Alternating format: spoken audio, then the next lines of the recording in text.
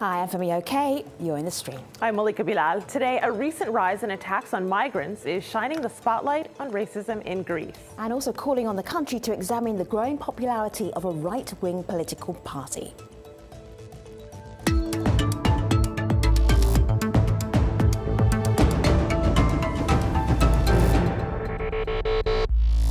Since December the 25th, more than 30 homes of migrant labourers have been the target of violence in the Greek city of Piraeus. Those behind the attacks are believed to be members of the neo-fascist political party Golden Dawn. The group has grown in popularity over the years. That's thanks to their anti-establishment rhetoric and their ability to use the national resentment over Greece's financial crisis. In 2016, the government established an official office for complaints of fascism and violence. But activists say it has been of little help. So here to help us talk about this, Petros Constantinou. He's an Athens city councillor and the national coordinator of Keerfa. That's an anti-fascist organization dedicated to fighting racism. Yunus Mohammadi, he's the president of the Greek Forum on Refugees. Tina Stravinaki, she's a human rights lawyer and assistant coordinator at the Racist Violence Recording Network. And in Cyprus, Antonis Ellinas, he's an associate professor of political science at the University of Cyprus. He's also currently working on a book about the rise of Golden Dawn. It's good to see you, everybody. Wish it was under better circumstances. I want to show you a picture, audience, and guests as well. This is Ashfaq Mahmoud. He was one of two migrant labourers. He was attacked, and this was back at the end of last year, towards the end of last year. I'm going to go in a little bit closer so you can see some of his wounds. And another attack here. Yunus, when you see this, when you see these attacks, can you relate? Does this resonate with you? Is this part of what you're trying to prevent in Greece? Okay, when I see these pictures, I already have a file of tens of pictures of like this that I myself I have witnessed and I have shooted them, and me myself also I have been victims of racism attacks in my office. So I want to explain more that the attacks itself, it is not the big issue for us. The big issue, especially for me, that I was witnessing, recording, and also registering it, and also taking it to authorities. The big issue was also the reactions of the authorities. For example, when I was attacked, when the police came, when I referred to the police stations, when I started and when I said that I want to make a complaint, the reaction of the police and the authorities, that was the shocking for me, that the policeman in front of the police station, he said that if you want to make a complaint, I will put you in that detention center for 3 nights. It was the shocking point for me that I was the president of an organization. I knew the language. I had documents. So for thousands and thousands of refugees and migrants that they didn't have documents, they didn't know language, and nothing. So you can imagine what does it mean, this racism violence on that time in 2011, 12, and 13 and 14 like this. So Petros, you know, what Yunus is talking about there, detailing there, is perhaps a wider perception and attitude towards attacks like these. And we're seeing that online as well, what that wider perception looks like. Al Jazeera English sent out this tweet. It's been happening at least 3 times per week. That's the anti-migrant attacks surging in Piraeus. And we got this response to that tweet. Nick says, Greeks don't have the basic needs to survive. Do you think that we care about them? He goes on to say, I'm a young 19-year-old Greek. Unemployment is at 50% for the young people, and I don't have a future. I'm always anxious about how I'm going to survive. When I hear refugees complaining about their basic needs, I'm really sorry, but I don't care about them. I can't explain it any better than that. Petros, can you talk to us about some of the attitudes that are very similar to Nick's and similar to the police officers that Yunus was talking about? Look, really, the reaction that you just mentioned before, it's a tiny minority in this country. When in 2015, more than 1 million refugees came in Greece from Turkey, from the islands, 85% of the population were supporting refugees, and 55% of the population, they just gave something, water, they opened their house, they gave support, food, clothes. And the movement here in Greece really fought for opening the border and giving human conditions for health, for housing, for all these people. Of course, in Greece, because we saw the faces of the refugees who were attacked.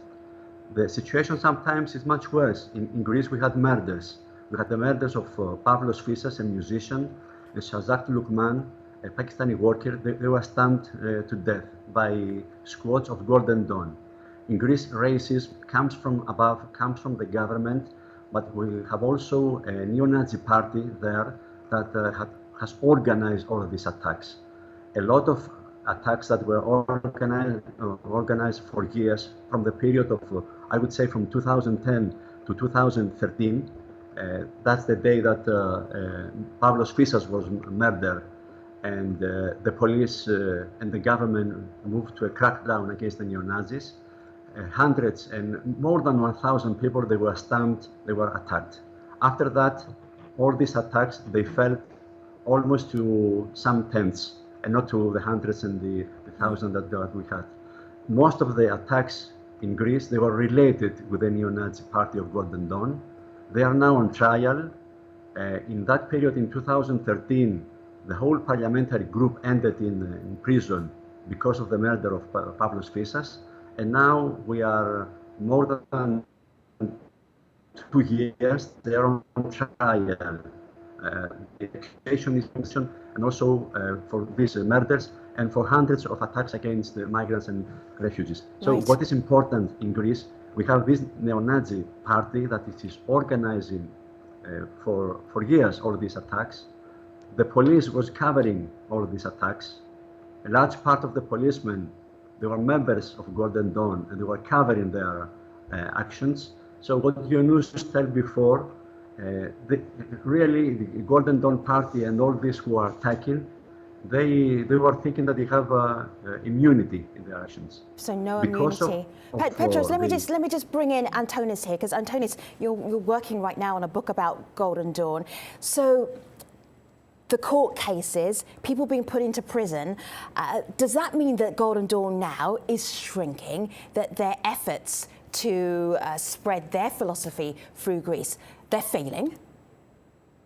Well, I think what is really alarming is that electorally, it hasn't really gone down that much since the trial has started, or since the arrests of 2013 after the murders. So it's now the third biggest party in Greece. It got something like 7%, and it's polling slightly higher. But organizationally, it has been in decline, I would say, since 2013. So its local branches, a number of them have shut down. It's very difficult for the party to be out in the streets, in part because of the anti-fascist mobilization that has been taking place across a number of cities, primarily large urban centers.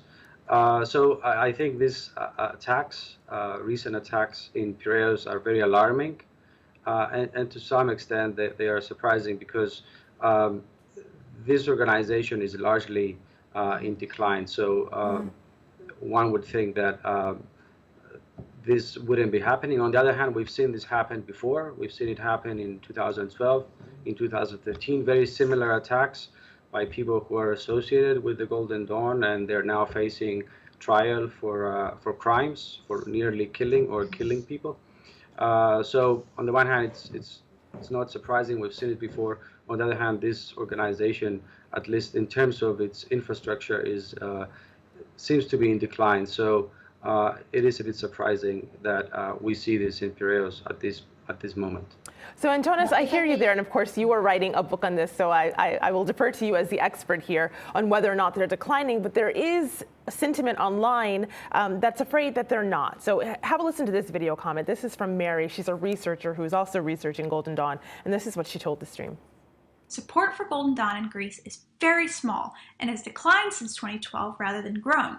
They now hold 16 seats out of 300. However, it is significant that a disproportionate number of Greek police seem to support Golden Dawn.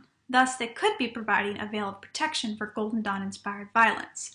There is some evidence that this is the case, and if true, the impact of Golden Dawn might be greater than what we think. So she mentioned they are declining, but she brings up a point that we heard Petros bring up and Eunice bring up about the police.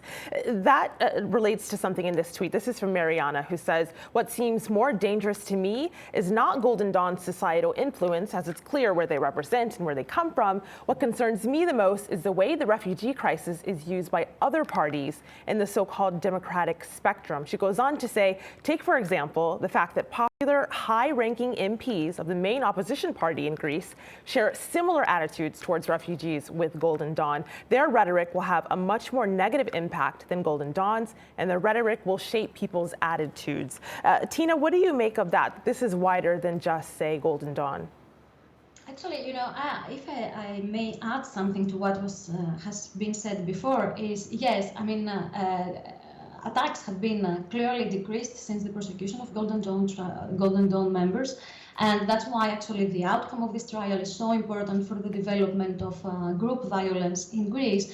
But we have also to know that, I mean, tolerance and impunity in previous years also, not only helped, these attacks increase, but also they've got the Greek society familiarized with this violence. So in small, as Antoni said before, we have in small cities, we have these groups, that we have attacks by groups on islands, on small cities. In Athens, we still have, and we have a slight increase in 2017. So although the trial is ongoing, and we see that they don't allege to be members of Golden Dawn, but the violence is there, and the modus operandi has not changed. As you said, it's very violent attacks. Victims suffer multiple injuries, as you already showed. And so, yes, the response of the authorities and the other parties is very important. Tina, are you seeing a difference between attacks on migrant labourers, perhaps, and attacks on refugees? Is there any difference between these kind of attacks? Not really, because when we talk about group attacks by groups, there are mostly motorcycled or on foot groups, using very sharp objects, brass knuckles, very violent objects to attack one or two persons at least. They also use very violent. They abuse verbally very violent victims, and also in many cases the victims are robbed. So we have in the cases that finally reached justice and the police, and I have to say that since we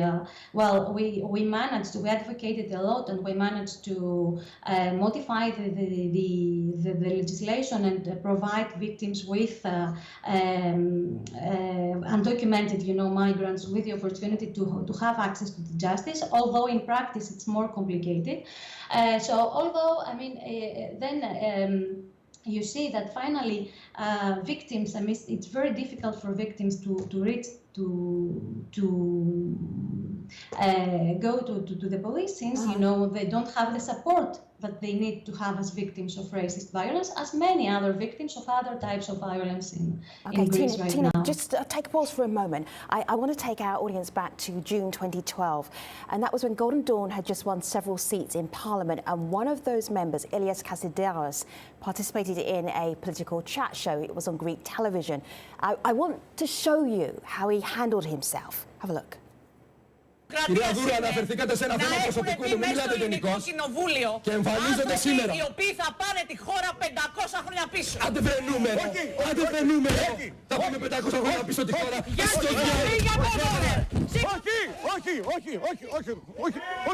Όχι. That's not the only time that's happened. Petros, it would be wrong to say that here's one Golden Dawn member, this means that they're all violent because of the way that he conducted himself. But there is seems to be this theme of violence that runs through this movement. I want to make sure that I haven't thrown it all out of proportion. Do you see that? Because you're fighting it in Greece. Petros. The person that you showed, that he's now elected in the parliament and also in Athens municipality as councillor, he was one of the educators of the storm troops. Now, in the process of the trial, we see a lot of videos. He was also leading a big pogrom in the streets of Athens, with a group of fascists that were attacking in the daylight a lot of migrants. And I mean, the big problem in Greece is that this party, they entered the parliament and they are using the parliament, they are using their electoral success in order to build classical stormtroops as Adolf Hitler was building in the period of the 30s. But we should state also the other part of the picture in Greece, that there is a huge anti-fascist movement from the 2013 when they murdered Pavlos Fyssas and all the process of the trial started. Hundreds of thousands of Greek people, they got on the street and they are shouting loudly that this party, it should be stopped. Their offices, they should be closed. They shouldn't be given space in the media. The Greek parliament has already voted that the money that they could get from the budget has been stopped because of the trial. So there is an effort by the neo-Nazis of Golden Dawn to say, okay, we are one political party as all the others. This is not the truth. This is a neo-Nazi party that in the middle of an economic crisis, in the political crisis, they try to exploit this as they did in the 30s. But hopefully there is big resistance in this country. And I want to say to all the people that are watching that on 17th of March this year, there is an international day of fight against racism and fascism, because we see these voices and these political forces are arising in Europe, arising in France, arising in Austria, where they are now getting in the government, arising in Germany. So for us, it is not only to describe all this bad and nasty picture, but it to show that in Greece there is a huge anti-fascist movement that can stop the neo-Nazis. So I hear what you're saying, and here's someone who might agree with you. This is Ramir on Twitter, who says, one issue is the roots of attraction to far-right groups among Greeks. Many Golden Dawn supporters are just angry Greeks who lost their jobs or can't enjoy life as they used to before the economic crisis. Policymakers and banks are the cause of that crisis, but they're not seen on the streets, while refugees are visible to an angry public on the streets, which makes them vulnerable. A lot of people, Eunice, are seeing this as the reason for why there is anger there, and they're saying the government isn't doing enough. But in 2016, the Ministry of Justice enacted a committee to fight racism and xenophobia. You're on that committee. Do you see that as part of the efforts? What's happened so far? Yeah, of course, there has been some positive steps since 2015, of course. Many positive steps, especially in judicial system and also in authority, and even in police stations, as you mentioned at the first, that there are some good steps. At the society also, as Petros mentioned, of course, we have very powerful anti-fascist movements that they are supporting. But for us as refugees, but still the fear are there. That's the reality, that we see that, of course, we don't have attacks. Of course, the attacks have been decreased much more. Now we don't have the incidents that we had every day. And I can remember that 30 attacks we had in one day on refugees and migrants at the street of Athens, just as the center of Athens. So, but the problem is that we know that among the 8 parties in the parliament, Golden Dawn is the 3rd party, which is concerning for us. Of course, they are not attacking, but they can show us that they are there, they have the power, and they are powerful. So I think that the government, the society, and all the parties should concern about this issue. That this party should not be even in the parliament. But it is now the 3rd party. Of course, it is not a big numbers of chairs in the parliament, but it is a good opportunity for them that they are using this. It is the most important. And from the other point, I want to say something else also. As I said, in judicial and also some changes, some positive changes we have seen. But one thing that even the government and also I don't see in public debate it is the problem of raising awareness to the migrants and refugees themselves. We know that most of them, they are coming from Afghanistan, which decades they have been victims of violence or racism violence or any kind of other violence. Or, for example, from Iran or Iraq or Syria or Kurdish people, they have been already victims of racism in their country. So when they are coming in Greece, most of them, they don't know their rights about racism violence, and they don't know if they should go to make a complaint. So there is a big gap there in Greece for raising awareness to the to migrants and refugees themselves, because we know Greece is also a country, a passage country. It's even now that peoples that they are entering Greece for the first time in a European country, in a place that they can make a complaint, and a place that there is a system that in somehow it protect them. I hear you. But still it is an issue, the raising awareness. So compounds the challenges. Let me show you something here, Antonis. This is on Euronews. Twitter blocks the account of Greece's far-right Golden Dawn party. What impact could that possibly have, Antonis?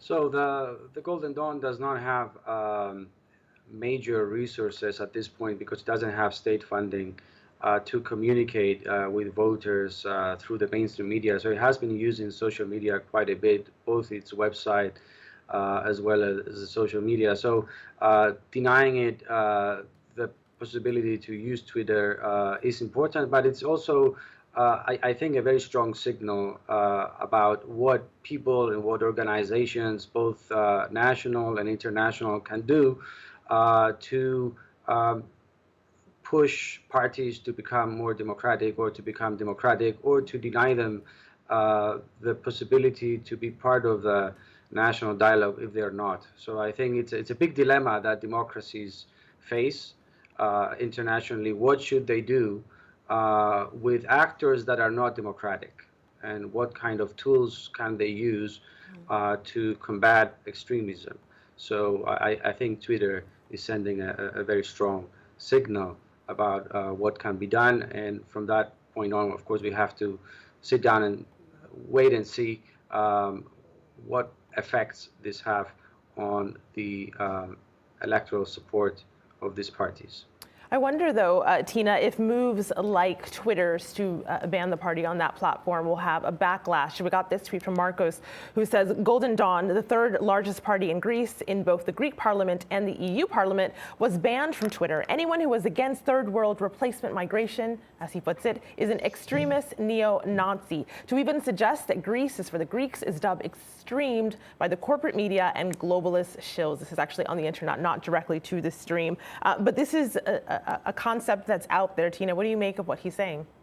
Of course, it's out there, and that's why I think it's very important. I mean, this question is closely and directly related to the outcome of the Golden Dawn trial, because I mean, if it's found that it's a criminal organization, then I mean, I think everything is easier, to discuss. I mean, freedom of expression has its own limits, which are clearer in Europe than in the US. But in any case, criminal. I mean. Hate speech may not be excused, especially when it's linked to the incitement of violence. So we have the criteria and we have the laws. It's not very easy. It's always on an ad hoc basis that competent authorities, judicial authorities have to judge. But I think that's why I mean the outcome of this trial will be very, very decisive for all these questions. Do you feel that, Tina, just very briefly, right at the end of the show, do you feel that would be the end of Golden Dawn? That's done, then we're done with it? It depends on how. It depends. How Good answer. Yeah. How will be, yes. How on the reasoning of the decision. I mean, how it will be handled by the media, etc. So, and we know there it has already been said that a core of the voters are there. And Tina and Antonis and Yunus, Petros, we thank you very much for being part of this conversation. Malika. I'll give the last word to Mariana on Twitter, who says the main question, though, is whether this rhetoric will translate into votes in future elections. We'll see. Right. Thank you very much, guests. Thank you, community. We continue our conversation always at the stream using #AJStream online. See you next time.